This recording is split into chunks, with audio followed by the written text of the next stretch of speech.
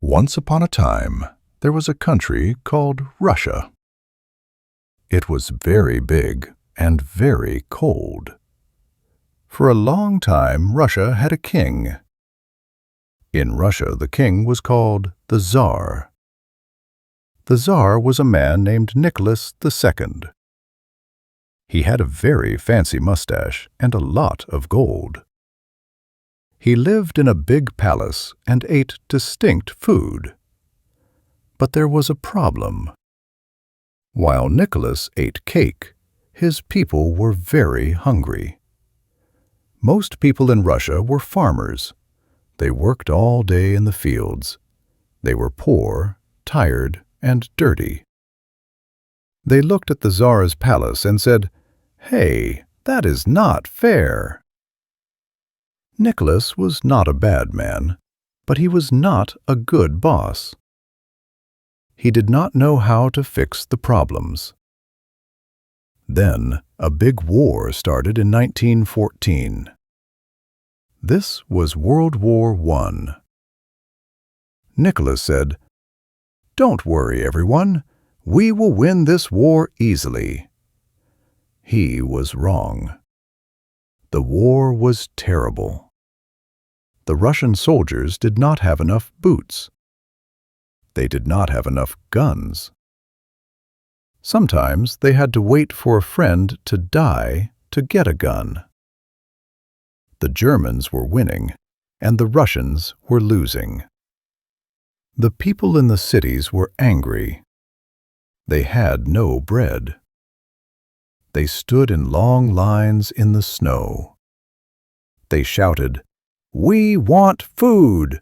We want peace!" Nicholas did not listen. He went to the war to lead the army. This was a mistake. He was very bad at war. Back home, things got worse. Finally, in 1917, the people said, "Enough!" They went to the streets. The soldiers did not shoot the people. The soldiers joined the people. Nicholas looked around and saw he had no friends left. He had to quit his job. The Tsar was gone. Now Russia needed a new leader. There was a man named Vladimir Lenin. He was in Switzerland. He was very short and very bald. He loved a book by a man named Karl Marx. Marx had a big idea called communism. The idea was simple. No more rich people. No more poor people. Everyone shares everything. The farmers own the land. The workers own the factories. Lenin thought this was a great idea. He got on a train and came back to Russia. Lenin stood on a car and shouted, "Peace! Land! Bread!" The people loved this. They cheered for Lenin. Lenin and his friends were called the Bolsheviks. In October 1917, they took control of the government. They walked into the Winter Palace and said, "We are in charge now." It was very easy. But not everyone liked Lenin. Some people wanted the Tsar back. Some people wanted a different government. So a civil war started. It was the Red Army, Lenin's friends, versus the White Army, everyone else. It has a very bloody and messy time. But Lenin was smart and tough. The Red Army won. In 1922, they changed the name of the country. It was not Russia anymore. It was the Union of Soviet Socialist Republics, or the USSR, or the Soviet Union. It was the first communist country in the world. Lenin wanted to fix the country, but his health was bad. He had a stroke and could not speak well. He died in 1924. Now, the USSR needed a new boss. Two men wanted the job.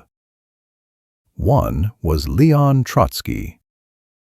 He was smart and wrote good speeches. The other was Joseph Stalin.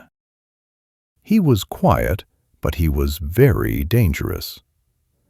Lenin wrote a letter before he died. He said, "Do not let Stalin be the boss. He is too rude." But Stalin hid the letter. He told everyone, "Lenin loved me." He made friends with important people. He kicked Trotsky out of the country. Stalin became the new leader. Stalin was a very scary man. He wanted the USSR to be strong and powerful. He said, "We are behind the other countries. We must catch up in 10 years, or they will crush us." He wanted to build big factories. He wanted to make steel and electricity. He had a 5-year plan. He told the workers, "Work harder, work faster." If you did not work hard, you went to prison. Stalin also changed the farms. He took the land away from the farmers. He put all the small farms together into big farms. This was called collectivization. The farmers hated it. They did not want to give up their cows and pigs. Stalin was angry. He took their food.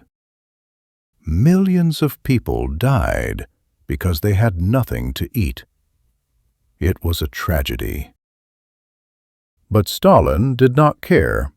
He sold the grain to other countries to buy machines for his factories. Stalin was also very paranoid. He thought everyone wanted to kill him. He looked at his friends and thought, "Are you a spy?" He looked at his generals and thought, "Do you hate me?" In the 1930s, he started the Great Purge. The police knocked on doors at night. They took people away.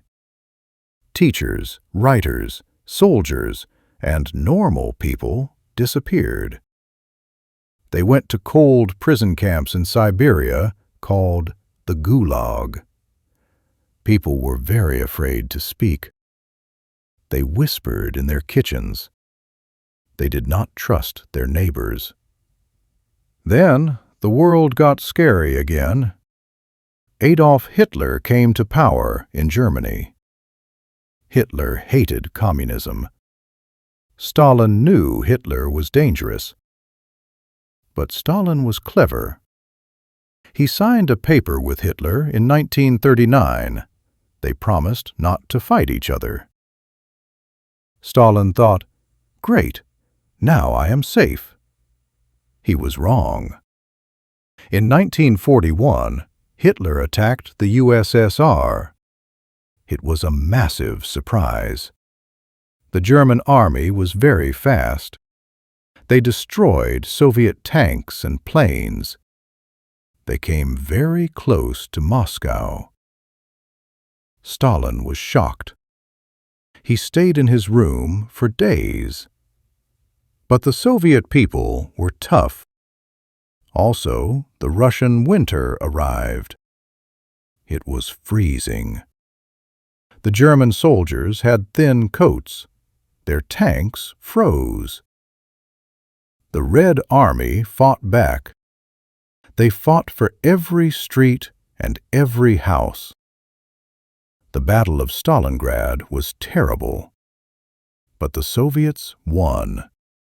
They pushed the Germans back. They pushed them all the way to Berlin.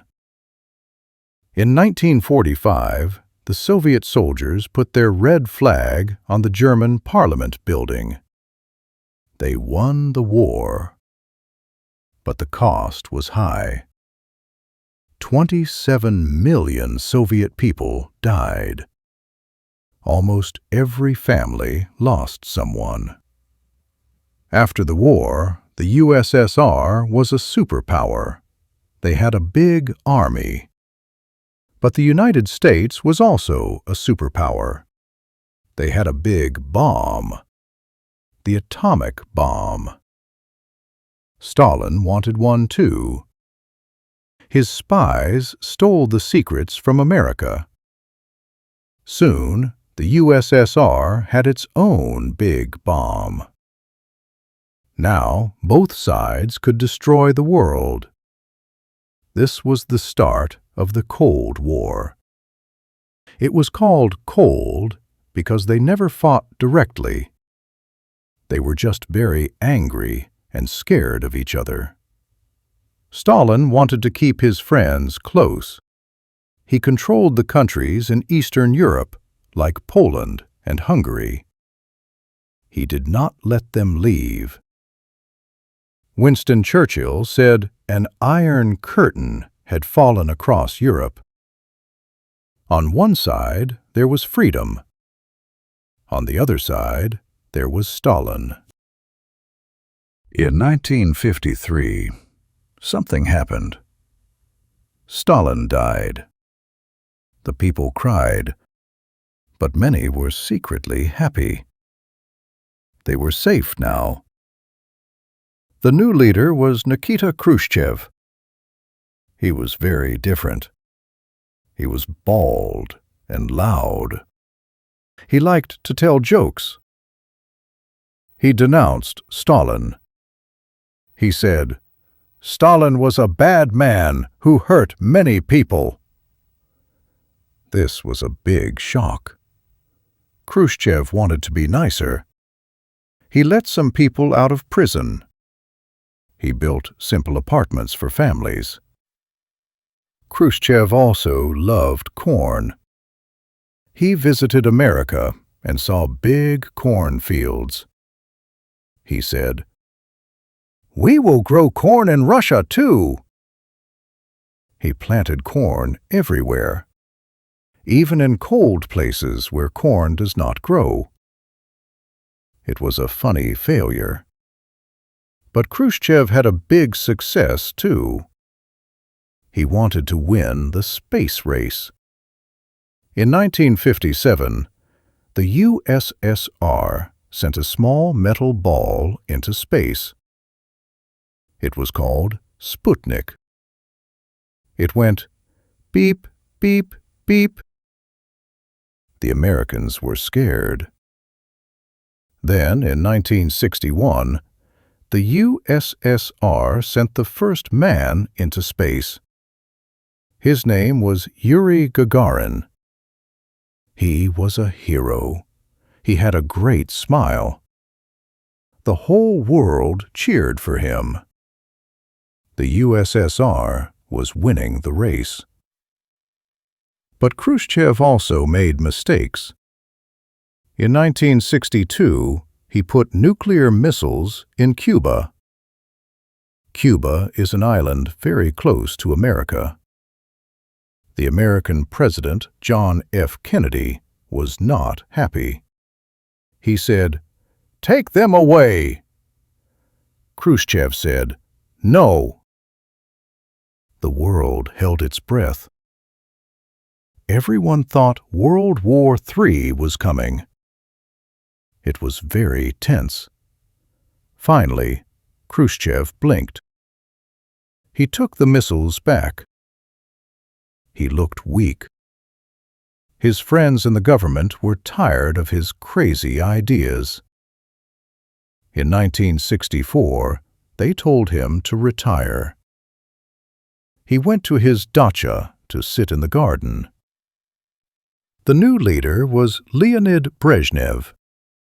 He loved medals. He had medals on his chest, on his uniform, everywhere. Brezhnev wanted things to be calm. No more crazy ideas. No more corn. The country became stable, but it also became boring. The economy stopped growing. This was the era of stagnation. In the shops, the shelves were empty. If you wanted to buy a car, you had to wait 10 years. If you wanted toilet paper, good luck. But the military was still strong. They had thousands of tanks and missiles. They spent all the money on weapons. The people had no blue jeans and no rock music. They listened to the radio secretly to hear the Beatles. Brezhnev got old and sick. He died. Then another old man took over. He died too. Then another old man. He also died. The leaders were too old to work. Finally, in 1985, a young man became the leader. His name was Mikhail Gorbachev. He had a birthmark on his head. He saw that the country was in trouble. The people were poor. The factories made bad products. The war in Afghanistan was costing too much money and lives. Gorbachev said, "We need to change." He had two new words. The first word was perestroika. It means restructuring. He wanted to fix the economy. He let people open small businesses. You could open a cafe. You could sell flowers. The second word was glasnost. It means openness. He said, "You can speak the truth. You can complain." This was a huge change. For 70 years, people could not speak. Now they could talk. They talked about the bad history. They talked about the empty shops. They talked about freedom. Gorbachev thought this would save the USSR. He thought people would like communism more if it was open. He was wrong. Once people tasted freedom, they wanted more. The countries that the USSR controlled said, "We want to be free too." Poland, Hungary, and East Germany started to protest. In the past, the Soviet tanks would come and stop them. But Gorbachev was a nice guy. He said, "I will not shoot." In 1989, the Berlin Wall fell down. People danced on the wall. Gorbachev watched on TV. He did nothing. He won the Nobel Peace Prize because he was peaceful. But inside the USSR, things were chaotic. The republics like Ukraine, Lithuania, and Georgia wanted to leave. They said, "Goodbye." Gorbachev tried to keep the family together. He said, "Please stay. We can be friends." But nobody listened. The economy was terrible. There was no sausage in the stores. In August 1991, some old generals tried to stop Gorbachev. They put him in his vacation house and locked the door. They sent tanks into Moscow. They said, "We are taking control." But the people were not afraid anymore. They stood in front of the tanks. A man named Boris Yeltsin climbed on a tank. He shouted, "Go away!" The soldiers did not want to shoot their own people. The coup failed. Gorbachev came back, but he had no power left. Boris Yeltsin was now the hero. He met with leaders from Ukraine and Belarus. They signed a paper. It said, "The Soviet Union does not exist anymore." On December 25, 1991, the red flag with the hammer and sickle came down from the Kremlin. The Russian flag went up. Gorbachev resigned. He went home. The USSR was over. It was a crazy experiment. It lasted for 74 years. It went from a czar with a mustache to a revolution, to a scary dictator, to space rockets, to empty shops, and finally to a Pizza Hut commercial with Gorbachev. It was sad. It was scary. It was impressive. And it was confusing. The people of Russia had to start over again. They had a new country, new rules, and a very uncertain future. And that is the simple story of the Soviet Union.